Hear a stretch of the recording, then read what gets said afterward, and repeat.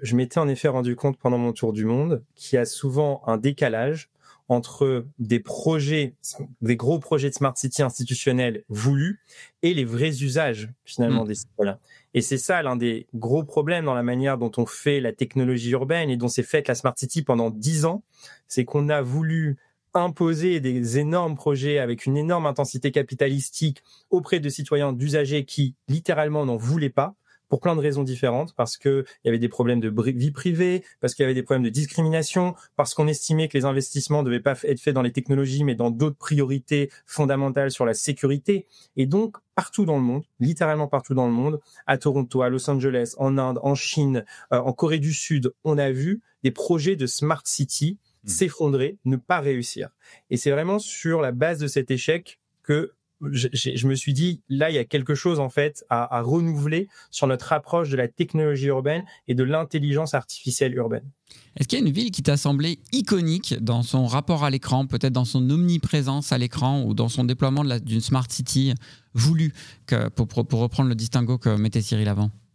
Alors, une ville iconique, en effet, pour moi, ça a été Séoul, puisqu'en fait, c'est vraiment ce qui a déclenché cet intérêt pour le SMOBI. Donc, pendant le tour du monde, l'une des points d'étape était Séoul. Et à Séoul, le taux de pénétration du smartphone est proche de 90%. Il se trouve que lorsque moi-même j'étais à Séoul, en fait, j'avais pas de réseau international, donc j'avais pas de connectivité, j'utilisais pas mon smartphone. Et là, j'étais contraint, en un sens qui était plutôt positif, d'observer mon environnement, d'avoir vraiment un regard très actif, les yeux sur la rue constamment. Et ce qui m'avait marqué à ce moment-là, c'est vraiment de voir partout autour de moi, partout dans le métro, dans la rue, des SMOBI, c'est-à-dire des Séoulites qui avaient toujours les yeux sur leurs écrans, et donc de ne jamais pouvoir capter un regard. Ce qui vraiment, en termes d'expérience urbaine, individuelle de l'espace public, et social, et social en fait, même s'il n'y a pas d'interaction, juste ces yeux que Georges Simmel décrivait comme une force de synthèse civilisationnelle, et là, lorsqu'ils disparaissent, ça donne vraiment quelque chose d'assez très particulier comme expérience de la vie. Qu'est-ce qui fait qu'on a une telle fascination pour l'écran ? Moi, je le vois sur mes enfants et on le voit au plus jeune âge, et on en a parlé ici d'ailleurs plusieurs fois. Et nous-mêmes, il y a une forme de fascination pour cette lumière finalement qui nous est amenée par l'écran. Est-ce que c'est vraiment l'écran en lui-même, la lumière ? D'autres disent ben non, en fait, c'est les informations qu'il contient. Le smartphone est un médium à l'accès à l'information, à l'accès aux autres, à l'ubiquité aussi, puisque on peut vivre à un endroit et en même temps échanger avec quelqu'un qui est carrément ailleurs, ou faire une visio. Tu vois, entre nous, on est à peut-être 1 millier de kilomètres de distance. Elle vient d'où cette fascination des écrans ? On le sait ?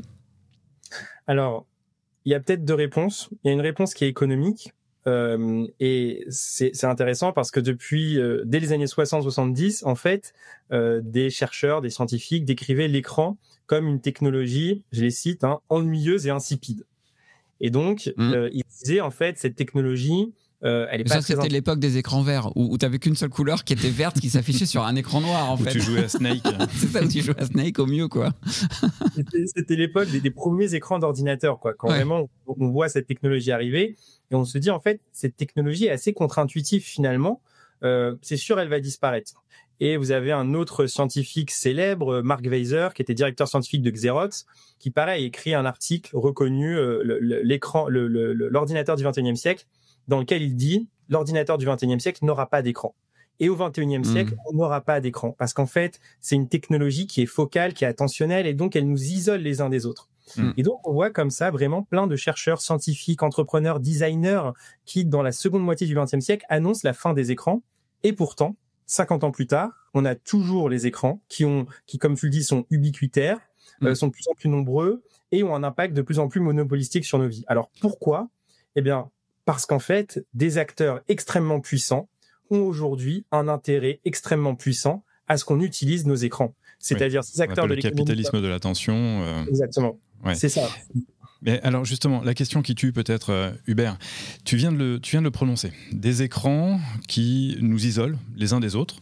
La ville, dans ville, il y a vie, en quelque sorte, il y a vivre ensemble, et ça nous isole. On recevait il n'y a pas très longtemps Grégoire Inzelin qui nous disait que le soir, quand il promène son chien, il est très surpris de voir les gens qui ont donc le nez sur le téléphone, et puis surtout qui descendent chercher le Uber Eats ou le Deliveroo, et puis qui remontent et ils ont déjà l'oreillette, ils sont déjà en train de parler à autre chose, ou à quelqu'un d'autre, ou à une IA peut-être. Ça nous isole. Donc le concept même de la ville convoque l'idée du collectif, du vivre ensemble, je viens de le dire. Et pour autant, on n'a jamais été aussi seul dans la ville. Il y a un rapport de la Fondation de France de 2024 qui dit qu'il y a quasiment un quart des Français, et qui sont essentiellement dans les grandes villes, qui se sentent d'une solitude à pleurer, et ils pointent du doigt. Il n'y a pas que l'écran, évidemment, mais l'écran et le digital en est pour une grande part responsable. Donc, si on prend une réflexion un peu un peu provoque, c'est à quoi ça sert encore de vivre en ville si c'est pour vivre tout seul chez soi ? Absolument. Alors c'est vraiment l'un des sujets fondamentaux d'ailleurs traités dans le livre. C'est le fait qu'on a aujourd'hui ce que j'appelle des villes écrans. Et les villes écrans, c'est le fait que la majorité de nos activités qui aujourd'hui autrefois se réalisaient dans la ville, donc des activités socio-urbaines, se rencontrer, se divertir, travailler, se cultiver, se nourrir, toutes ces activités-là, eh bien, de plus en plus se réalisent dans l'écran d'un appartement depuis son écran. Et donc, on a en fait des acteurs économiques qui réorganisent la ville pour pouvoir permettre d'acheminer la vie, comme tu le dis, la ville à domicile. Et donc ça pose des questions vertigineuses d'un point de vue immobilier, mais aussi d'un point de vue social, et comme tu le décris, absolument d'un point de vue de santé mentale.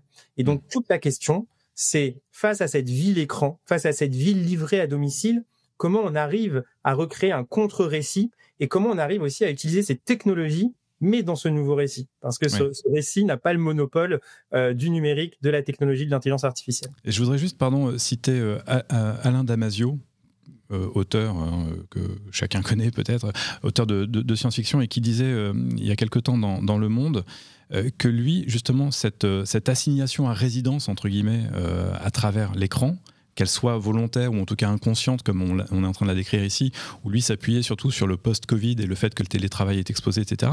Il dit, plus les corps sont assignés chez eux ou au bureau, moins il y a de circulation concrète, et plus les pouvoirs ont la faculté de nous suivre et de nous contrôler.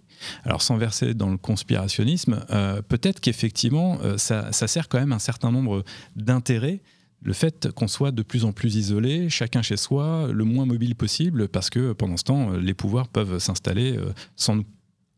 Qu'est-ce que tu en penses ? Il y a ton côté complotiste qui ressort quand même. Voilà, je t'emmerde. C'est une très belle remarque.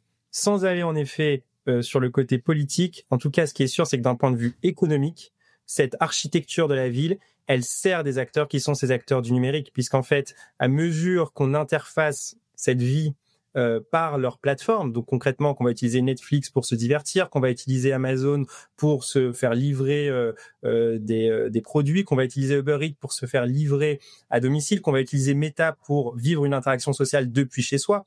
Et en fait, ce sont ces acteurs-là qui créent de la valeur économique, financière, et donc qui s'enrichissent.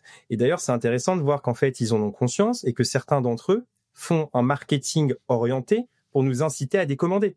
Il n'y a pas si longtemps, vous savez, il y a cette pub de Uber Eats qui nous disait c'est cool de décommander, c'est cool de rester chez soi. Donc, vous voyez, ils font émerger ce récit-là. Meta nous dit pareil en un sens, c'est de plus en plus dangereux, risqué de sortir de chez soi. Et donc, plutôt que de vous faire sortir de chez vous, on vous ramène la vie à domicile, la ville à domicile. Vous voyez que la question, face à ce récit qui nous est proposé, c'est comment on arrive en fait à de nouveau sortir de chez soi en un sens et ne pas être assigné à domicile, absolument.